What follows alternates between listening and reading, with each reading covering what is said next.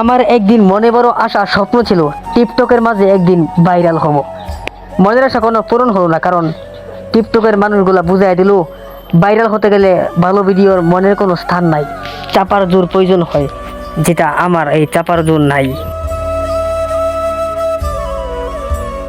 Digital নাম দিয়া বাংলাদেশের মানুষ আজকে অসভ্যতার দিকে ঠেলে দিচ্ছে।